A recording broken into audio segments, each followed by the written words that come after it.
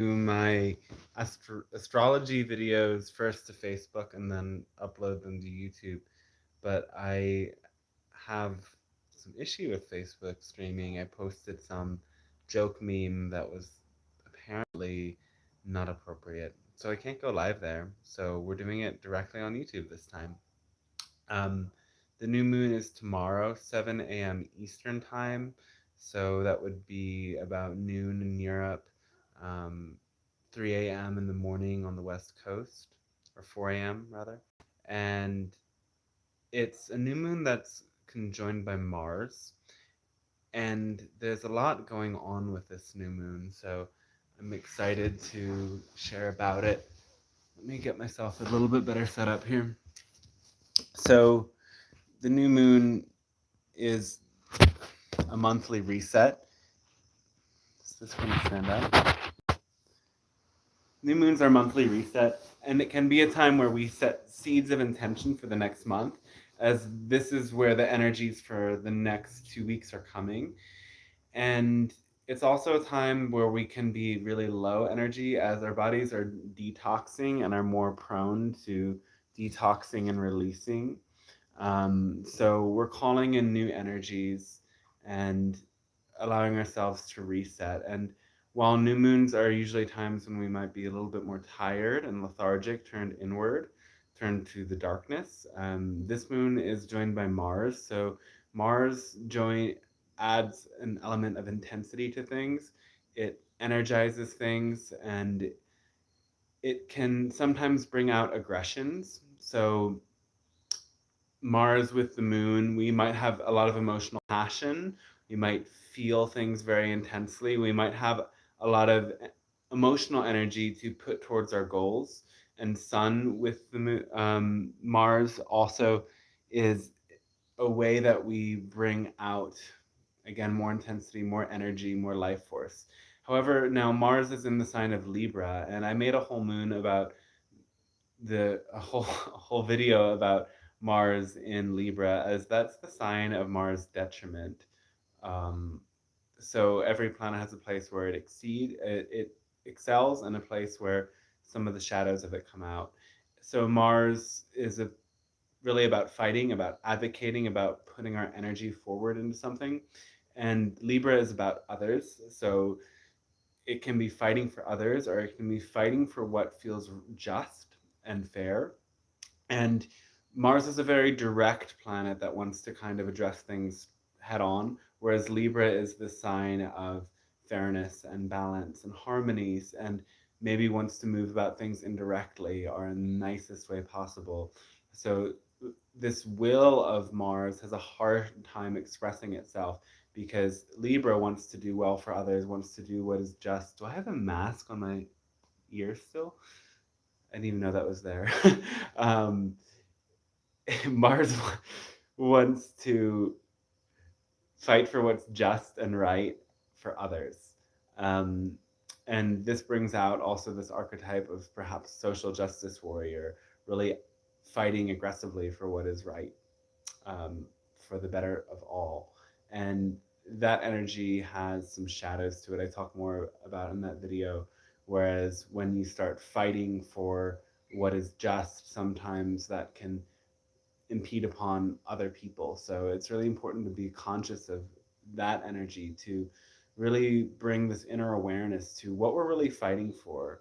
And Mars and the moon are also, and Mars, moon, and sun are in conjunct Uranus. And Uranus is the planet of unexpected change, transformation, and upheaval. So there can be this quality to this moon of there being some suddenly revealed information, suddenly revealed truth, or something internal that suddenly changes.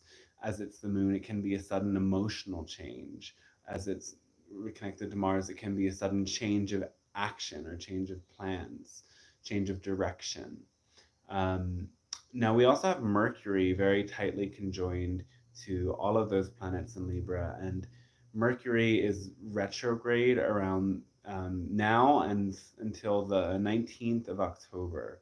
So, retrograde Mercury is bringing this element of perhaps miscommunication or not really understanding the next steps or the next negotiations, or not understanding something in relationship.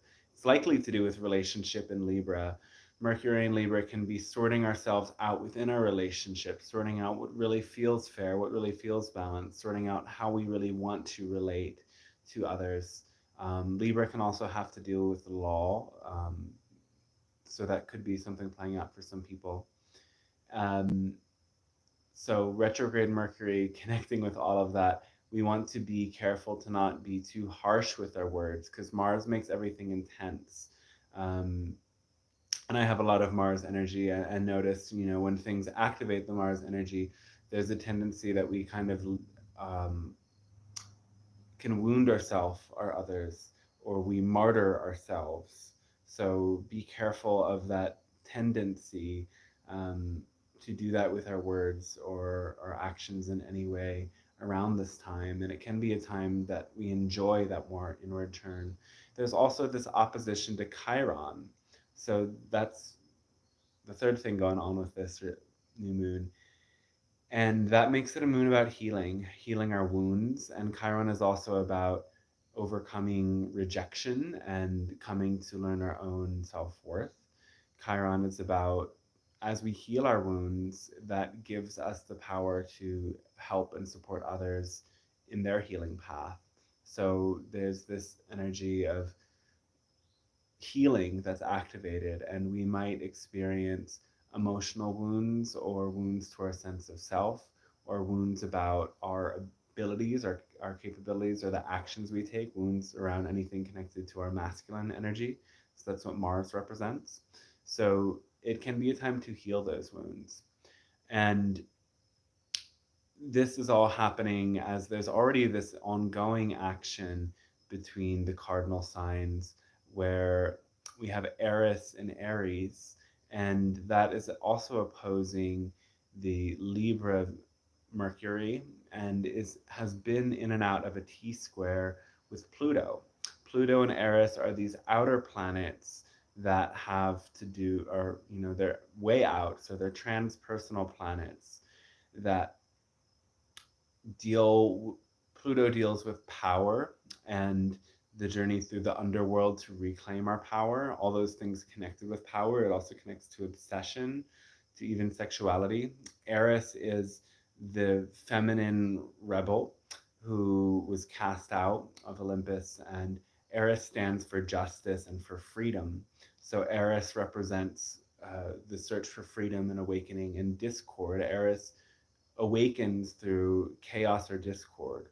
And this is something that we are experiencing in an ongoing way, as where there's this plutocratic, Pluto relating to power, control that there is rebellion against. And we also see that through the square of Saturn to Uranus, which will have one final activation before the end of the year.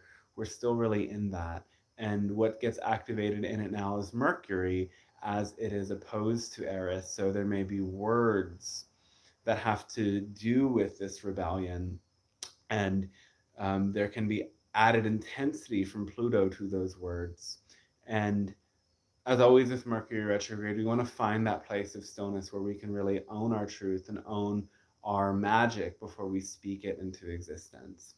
Um, so I can talk more about the new moon exactly in a moment, though, mentioning while we're speaking of these bigger cycles of things that we have Jupiter and Saturn stationing direct.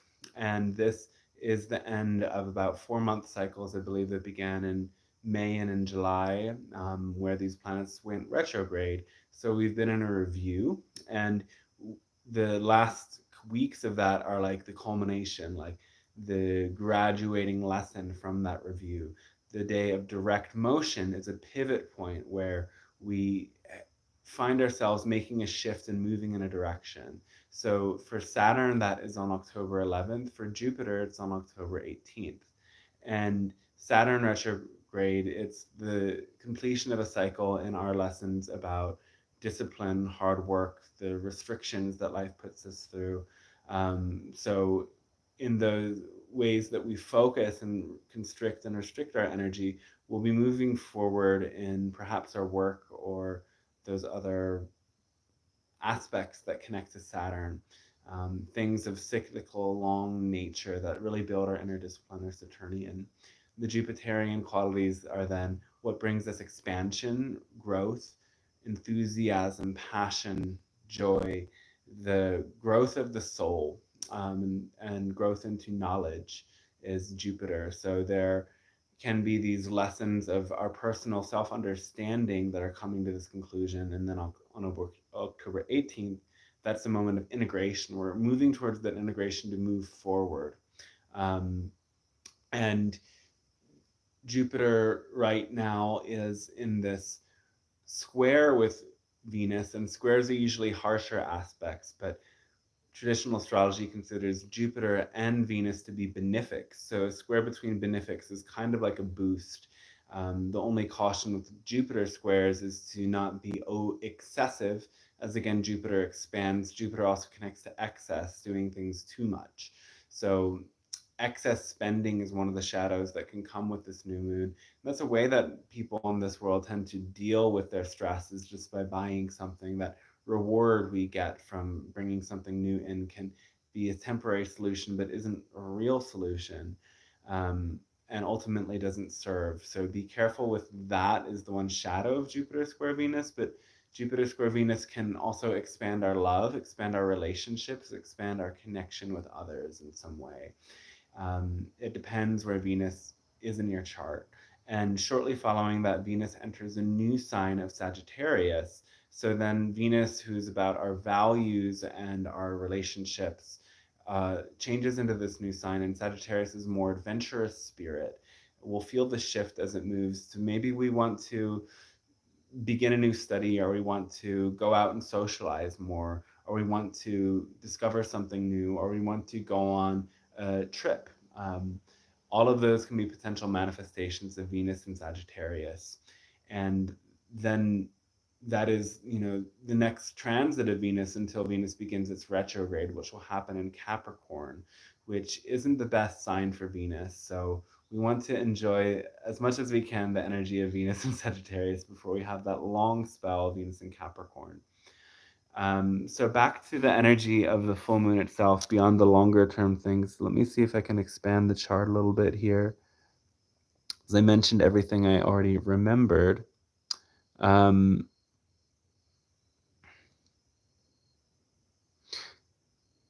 So Venus is also in that sextile with Pluto at the time of the new moon. And sextile to Pluto is expanding perhaps our connection to power. And Pluto and Venus together creates both this connection to sexuality, connection to power, connection to money. Those are the things that those planets, when they connect, highlight. So there might be some of that coming to surface in your reality around the time of the new moon. And if people have questions about how this fits in their chart, that's definitely something I can incorporate. I'll look at the comments. If you tell me your ascendant, I can tell you how it works with your chart.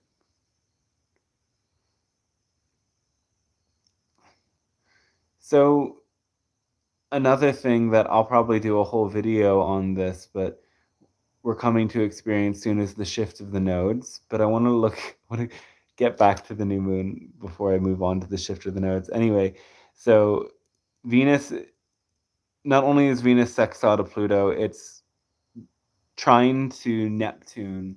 So there is a connection between two planets of love. Venus and Neptune connects our personal love to our transpersonal love. So perhaps in a way, by uniting the love in our personal lives with our love of spirit and connecting that with the inner yearning for power, which is Pluto, those three things can come together in a harmonious way around the new moon. And that can be something that supports us through that time. Jupiter square to Uranus can make things a little bit unpredictable. And again, it is a Uranian full moon. So it might be a time of sudden thing surfacing, or a casting out, a casting away of something, which is usually something that happens more with the full moon energy. But again, this new moon is a bit different in that aspect to Mars. While new moons may usually be something where you feel lethargic, you might feel really energized by it. And you might also feel that, well, whereas full moons are usually a time of casting away, the connection to Uranus might make it a time where you're really releasing something and really letting it go to call in the new. So, calling in the new is always the theme of the new moon. Um, Something that I can credit my Vedic astrologer for pointing out. I'm studying Vedic. All of the signs are different than Western. So it's just a different way of working with the same birth info. And you can see different things about a chart working with Vedic and Western and all of the other systems of astrology or anything like that. They're all valid and very potent. It's not a matter of one being right. And I know that I say this because I mentioned to some people that I work with many systems of astrology, and a lot of people that seems like too much for their brain to take in. Like, how are all of these accurate? Trust me, it all works. Anyway, but in Vedic, the new moon is in nakshatra, which is Hasta, and Hasta connects with the hands. So it's about healing, and things that we do with the hands might come to the forefront now. Um, Working with our hands, healing with the hands, or healing in general might be the theme of the next 2 weeks, and as it plays in with all these other things. Um, so the final, or another thing to look at in the more long term, is Mercury going direct, and that happens right after Saturn direct. So October 19th is when Mercury goes direct, and we've been in Mercury retrograde for a week or so now. So it's an integration of all of these themes of new ways of relating and moving forward with that, with a clear sense of our own justice and fairness inside, and clear sense of how to relate clearly. Um, and Mercury will be in shadow phase till the beginning of November, I believe around November 7th. And that's when we really find clarity again. And really, we're by that point nearly out of retrograde season until Venus retrograde, which will happen towards the end of the year.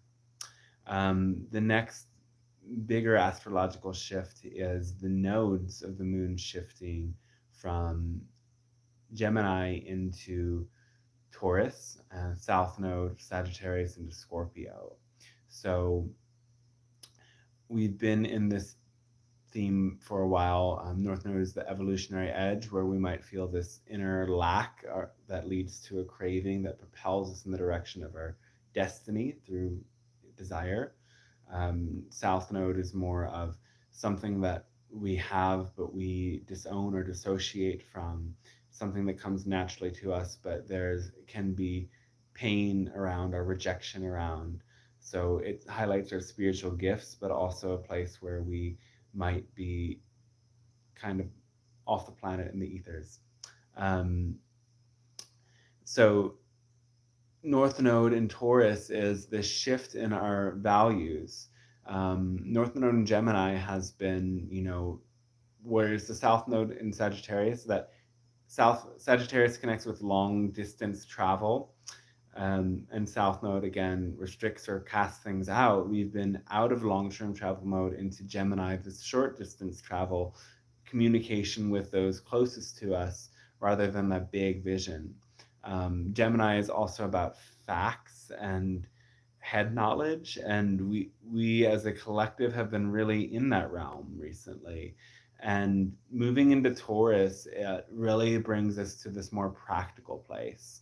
It brings us to get more in touch with our senses and sensuality. This is, we are so sick of being isolated.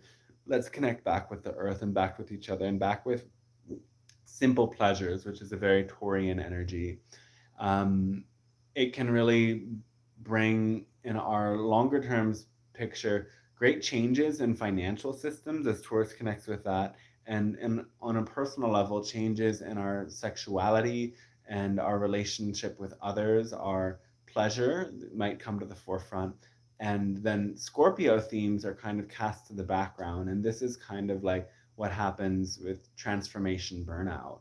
Is how I've already been kind of conceptualizing it, in that South Node in Scorpio can be, and South Node, in traditional astrology, South Node has a connection to Scorpio already, as North Node has a connection with Taurus. So it is kind of like a very good time for the nodes of the moon. Um, we might, in a sense, dial down the level of shadow work and processing and obsessing, and healing that we do to just connect with the beauty and simplicity of life. That may be something that happens in our reality over the next year and a half when the nodes shift. So this is something I'm really anticipating and have been feeling into a lot. And I might make a video with some other astrologers quite soon to look at our different perspectives on that. So that's something to look forward to. I want to look at the comments. Hold on, I'm having issues with the phone.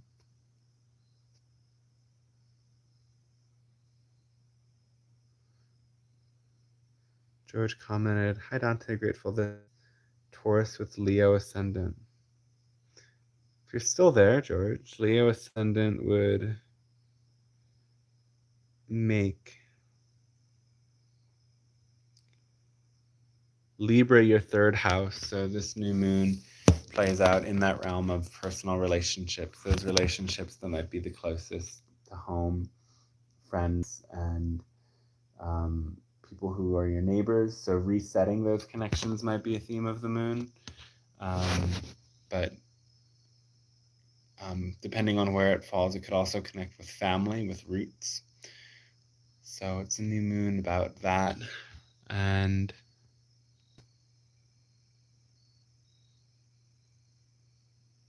yeah, what's the other house? Third house. Something about how a change in work or a change in lifestyle can impact those relationships as well. Okay, I feel pretty complete with this video. So thanks everybody for tuning in. And you can go to my website, dantestarshine.com, to discover more about my work. If you want to book a reading, I'm available to look at your natal chart, to look at transits, the way that the stars may be impacting you in the present moment and over the course of the year. And we can even look at relationship synastry and much more. So let me know if that's interesting to you. The live streams continue on Thursdays with the Pleiadian Council, and you can join in the Zoom room to ask your questions live or type them into YouTube. Look forward to seeing you then, and thanks for watching. Hope you have a beautiful, brilliant day.